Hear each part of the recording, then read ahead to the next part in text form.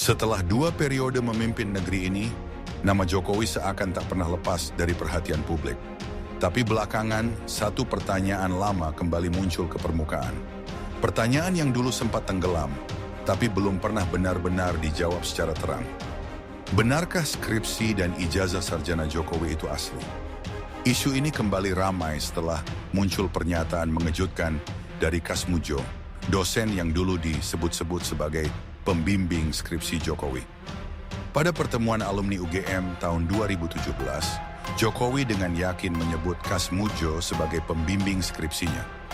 Tapi 8 tahun kemudian, tepatnya 13 Mei 2025, Jokowi mengklarifikasi lewat Instagram pribadi. Katanya, Kas Mujjo bukan pembimbing skripsi, tapi pembimbing akademik.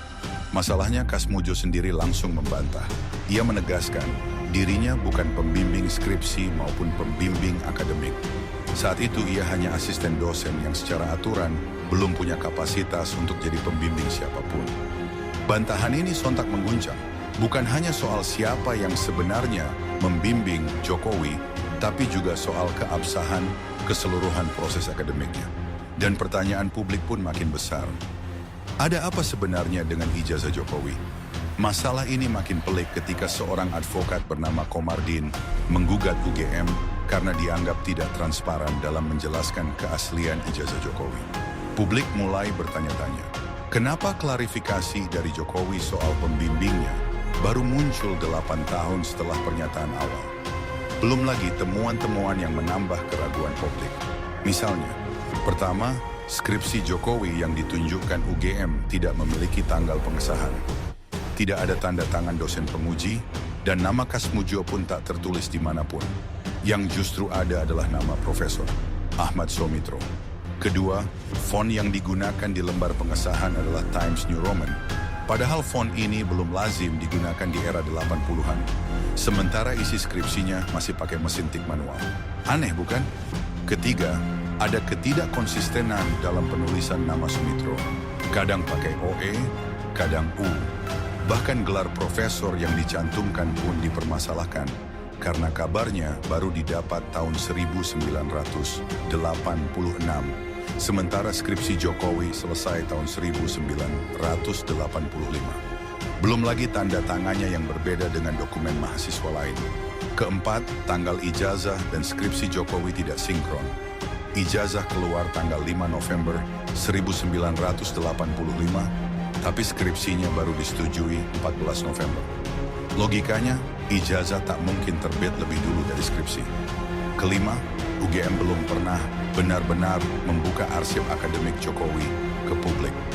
Tidak ada penjelasan detail soal jurusan teknologi kayu, siapa saja dosennya, nilai-nilai Jokowi saat kuliah, dan bagaimana dia bisa lulus jika IPK-nya memang di bawah 2, seperti yang pernah dia akui sendiri pada tahun 2013. Semua ini membuat satu pertanyaan makin kuat.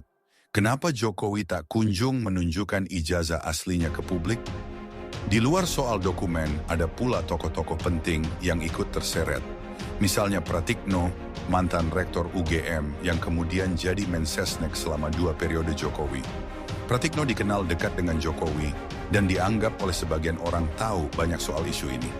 Lalu ada Ova Emilia, rektor UGM saat ini, yang dinilai enggan membuka informasi soal ijazah Jokowi secara utuh. Publik curiga, mungkinkah ada tekanan politik? Pernyataan Kas Mujjo bisa jadi titik kunci. Kalau benar dia bukan siapa-siapa dalam proses akademik Jokowi, maka narasi perjalanan akademik Jokowi bisa saja dibangun di atas sesuatu yang rapuh. Tapi pertanyaannya sekarang, akankah kotak Pandora ini benar-benar terbuka? Atau justru kembali terkunci rapat oleh skenario politik dan kekuasaan? Hingga kini, Jokowi belum menunjukkan bukti otentik yang bisa benar-benar membantah semua dugaan. Yang muncul justru laporan hukum terhadap orang-orang yang mempertanyakannya, dengan tuduhan pencemaran nama baik. Publik pun membaca ini dengan kacamata yang berbeda. Bukan sebagai upaya menjelaskan, tapi sebagai cara membungkam kritik. Jadi apakah ini hanya soal keaslian dokumen, atau sebenarnya kita sedang bicara soal integritas, transparansi, dan tanggung jawab? Kotak Pandora itu sekarang ada di depan mata. Tapi tetap saja jadi pertanyaan, Akankah terbuka atau tetap tersegel oleh kekuasaan? Dan sampai kapan?